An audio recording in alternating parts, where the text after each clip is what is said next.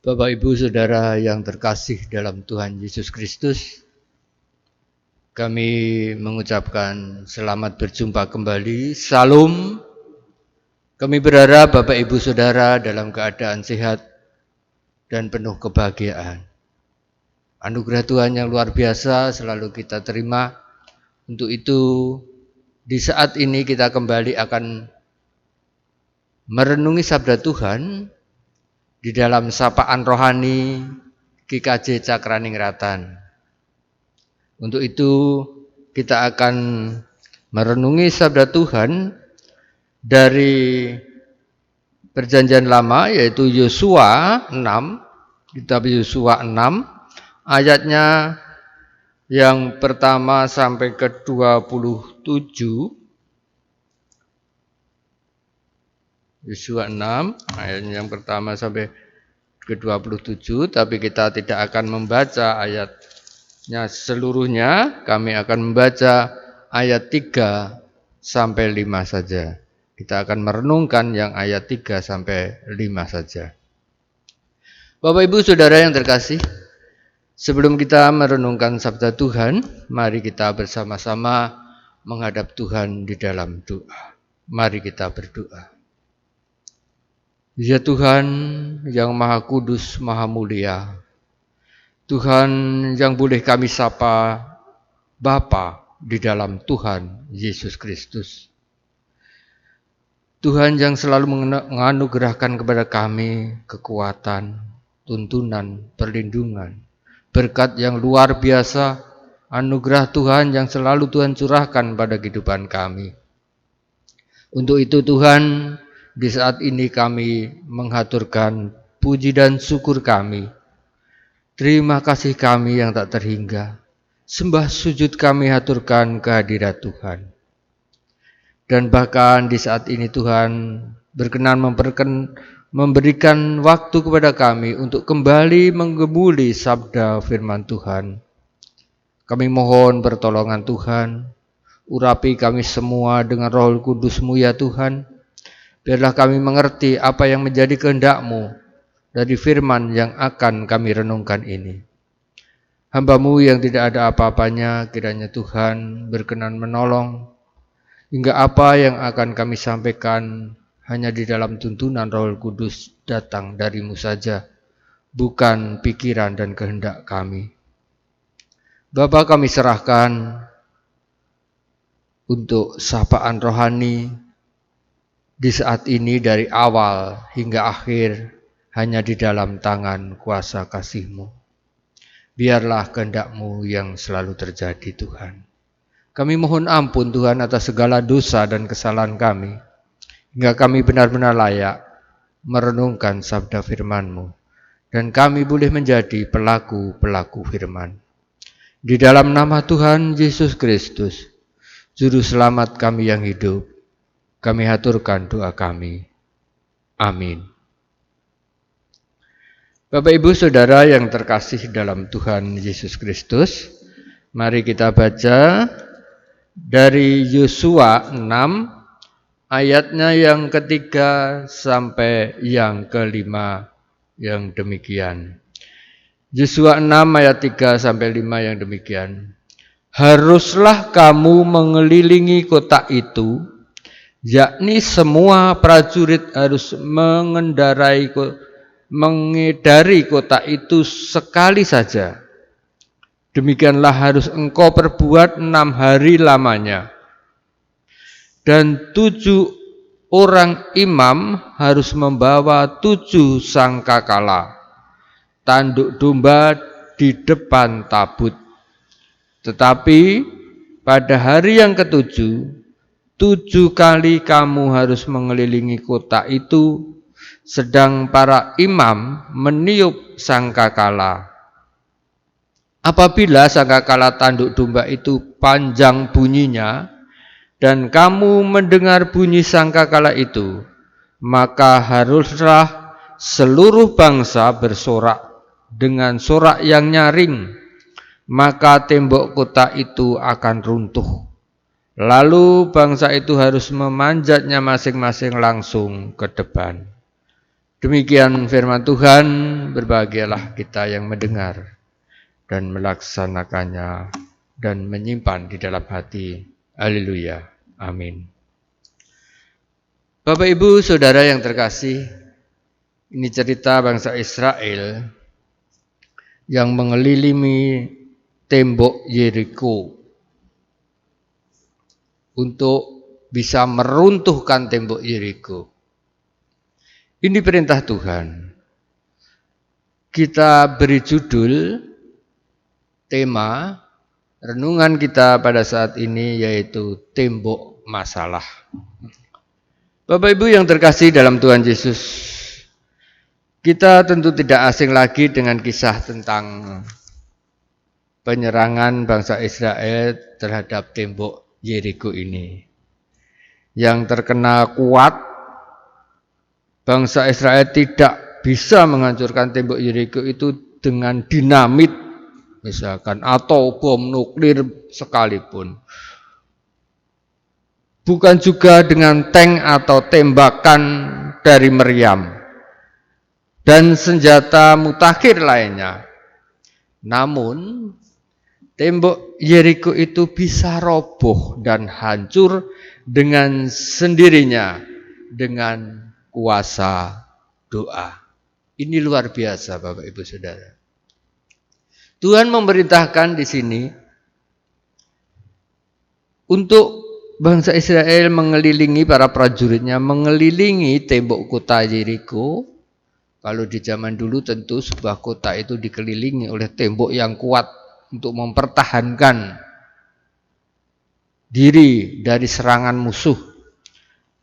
Tuhan memerintahkan untuk mengelilingi, mengedari kota itu tiap hari sekali. Tiap hari sekali. Sampai lamanya 6 hari.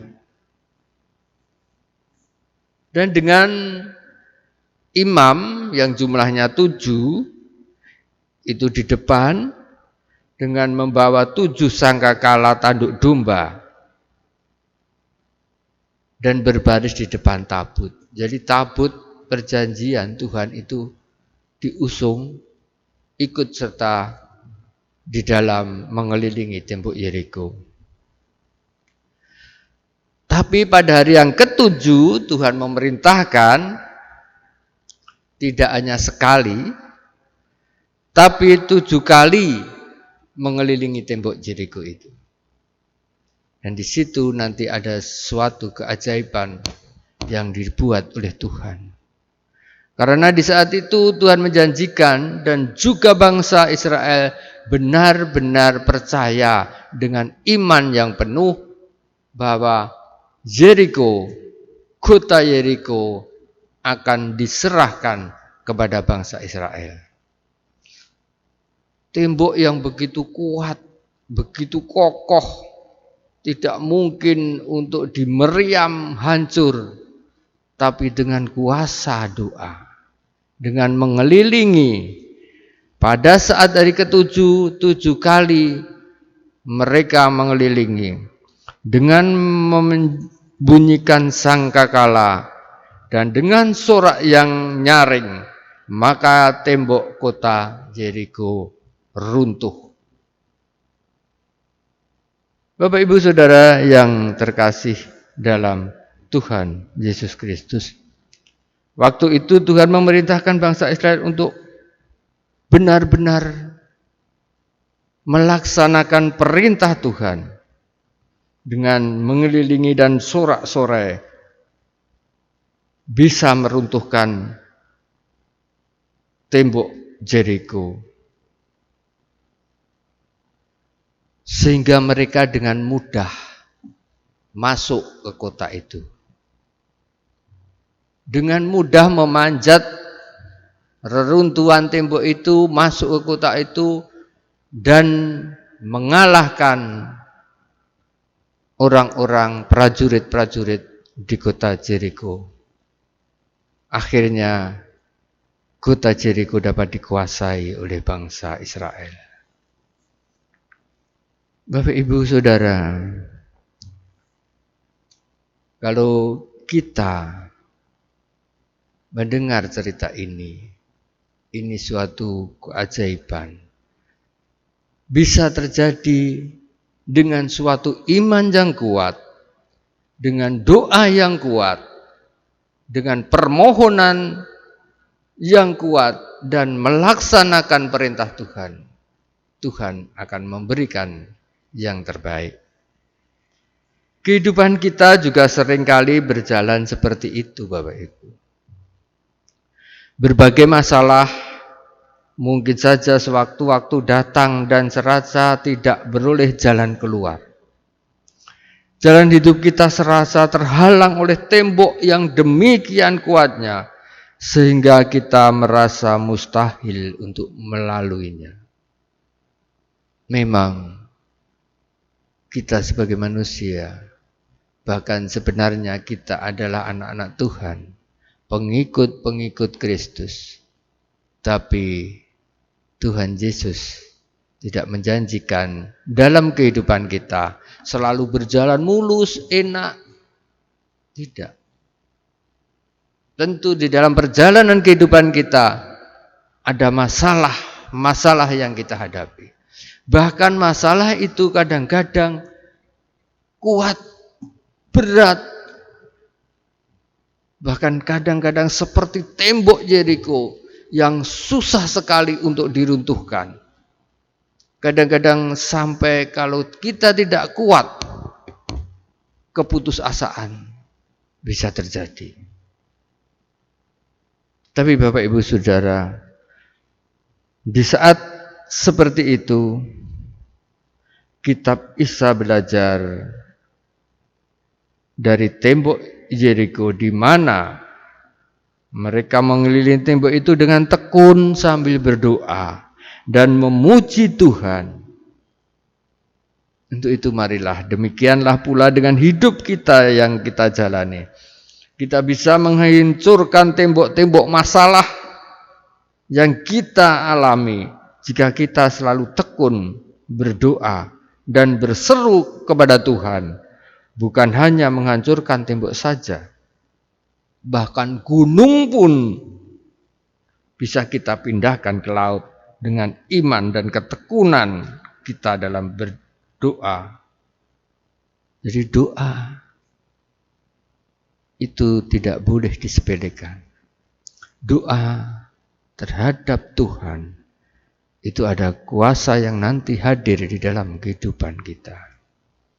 Iman yang kuat yang mendasari doa kita akan mendatangkan keajaiban yang kadang-kadang di luar pikiran kita. Bahkan kadang-kadang kita sepertinya tidak bisa menyelesaikan masalah. Tapi di dalam doa kita yang kuat, yang didasari iman, yang betul-betul percaya kepada Tuhan kita Yesus Kristus, masalah akan dapat terselesaikan. Bahkan di balik itu, berkat, keajaiban akan datang, dan itu di luar nalar pikiran kita, di luar apa yang kita harapkan, akan melebihi apa yang kita harapkan. Jadi Bapak Ibu dan Saudara yang terkasih, kita harus tetap bertekun dalam doa. Doa jangan hanya seperti disampaikan secara hafalan atau serampangan, tetapi doa harus dinyatakan dengan iman yang betul-betul kuat. Mohon tuntunan Rohul Kudus untuk selalu menguatkan kita di dalam iman percaya kita. Maka segala masalah itu kecil bagi Tuhan. Begitu juga dengan kita. Kita tidak perlu takut, khawatir dengan masalah yang kita hadapi. Karena kita punya keyakinan di dalam iman kita dan doa kita yang kuat, Tuhan akan memberikan jalan keluar yang terbaik. Untuk itu marilah kita tetap bertekun dalam doa. Dan iman kita makin hari makin bertumbuh kuat. mengakar dalam kehidupan kita. Kiranya Tuhan selalu memampukan kita dan Roh Kudus selalu menerangi jiwa, pikiran, dan hati kita untuk perjalanan kita di dalam kehidupan kita, di jalan yang berkenan di hadapan Tuhan. Tuhan memberkati. Amin.